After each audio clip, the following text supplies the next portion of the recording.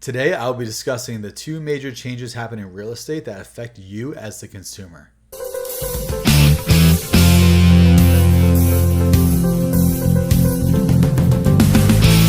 Hi everyone, my name is Justin Gannon. If this is your first time here, I'm a real estate agent in Las Vegas, Nevada, and please like and subscribe so I can keep making more videos. What I'm going to be talking about today is the aftermath of the recent lawsuits and settlements and how that affects you as a consumer. In particular, there's only two major talking points that really affect you. Now, there's other small ones out there, but these two major ones will actually affect the transaction of you purchasing and buying a house nationwide. But a lot of it, obviously, I'm going to be talking about Las Vegas specific as well. So the number one thing that is happening that affects you is the requirements of the buyer brokerage agreement. Now, what is the buyer brokerage agreement?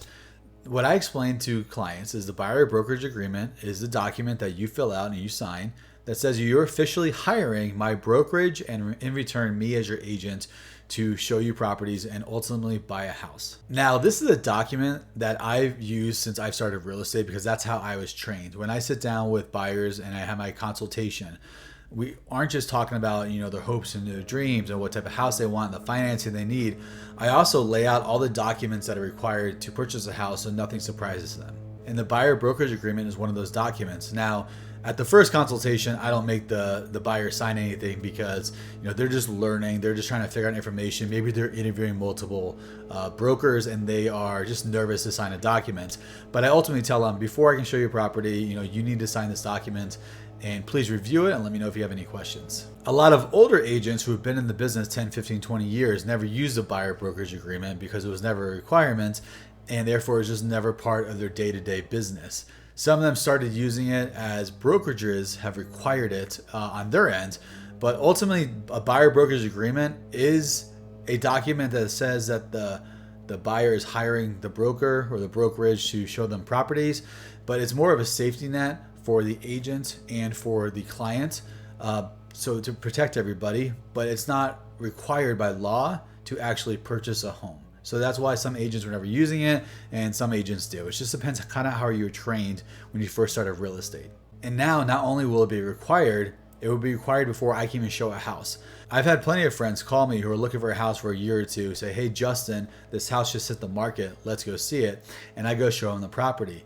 Now they actually have to sign a document before I can even legally allow to show that home. One cool thing though on the buyer brokerage agreement that we just received, I'm currently reviewing it though, is that if that person doesn't want to sign a 6-month or a 1-year agreement with me, they are able to sign it just for one house. So yes, if he goes, I want to see that one house, I don't want to sign this document though for a whole year for whatever reason, you could do a one-off buyer brokerage agreement for that particular property and then you can go show that home. Now this doesn't affect open houses or if you go see a property on your own or things like that. This just affects if you are hiring an agent to help you show houses.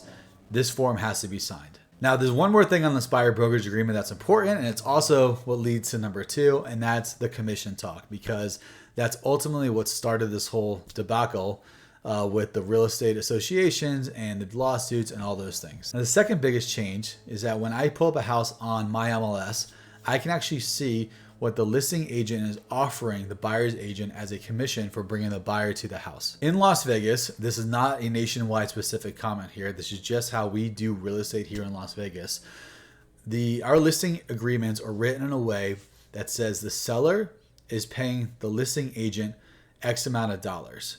And then the listing agent is using those funds to do whatever they want with it, including offering a commission to the buyer's agent who brings the buyer because the buyer's agent is helping sell the house. You can argue whatever way you want over who's actually paying the commissions. You have people saying it's the buyer because it's their money anyways and they're putting all the money in as that sales price. You can say it's the seller because that's the money they're receiving from the house and they're giving it away. It doesn't matter regarding that. What matters though is that in our contracts it says that you're paying the listing agent and then the listing agent is then using that money to sell the house in any way they want. It could be to pay a buyer's agent. It could be to do postcards. It could be to do open houses. It could be to do a taco truck. It could be to offer you free moving services, things like that. But essentially it's part of the marketing plan of the selling agent to give the buyer's agent a percentage or a flat fee or whatever it might be. So the change is that they're actually removing the percentage from the MLS listing. So I can no longer log into a house and see what they're paying the buyer's broker for that particular property. So when you read stories about nationwide, it says things like, oh, sellers no longer have to pay X percent, sellers no longer have to pay the buyer side. That's just not how it's been written in Las Vegas for at least 3 years. Now, previously, yes, the listing agreements did say this is what the seller's going to pay the seller, this is what the seller's going to pay the listing agent. I apologize. This is what the seller's going to pay the buyer's agent.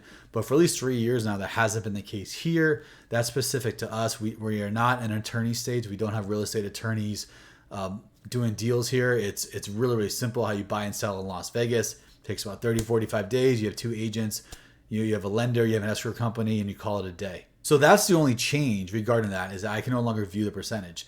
If the seller or the selling agent still wants to offer a buyer's commission, they are still allowed to, and you just kind of talk off the books about it. That's where people are kind of iffy about this whole situation. More people would rather it be public than like behind the scenes, like negotiating, things like that could happen, which happens already in the commercial world. So what you'll be seeing now is a lot of agents reaching out to listing agents, asking them, hey, are you guys offering a commission?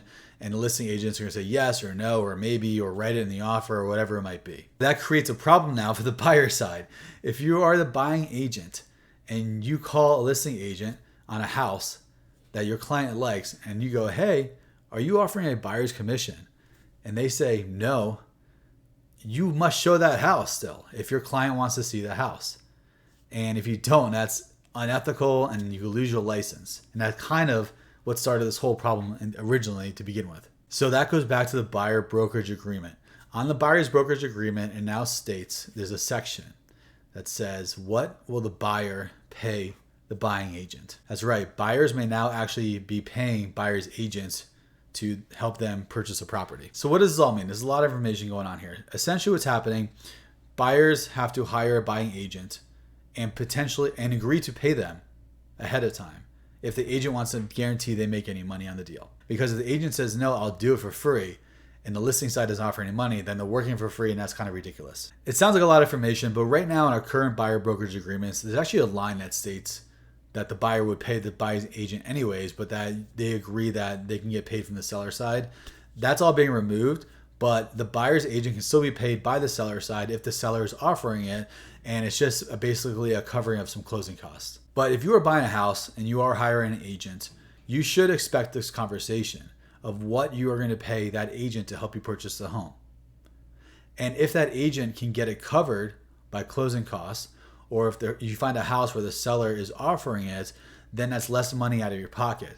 But that is another line item on your ledger for your closing costs. So your closing costs now, when you're buying a house, is going to be escrow and title fees, it's going to be financing fees, and it's going to be whatever you decide to pay your agent to help you purchase that home. The best example I've seen is like hiring an attorney. You don't have one party pay for both sides of the attorney, right? You don't have the prosecutor side pay for the defendant side or vice versa. So that's essentially what's happening. If you're purchasing a house and you meet with a realtor, you should expect to pay them something because you're hiring them to help you buy a house. If that agent can then get some of that covered by closing costs, that's another conversation. And that's a good thing for you as the buyer because less money out of your pocket.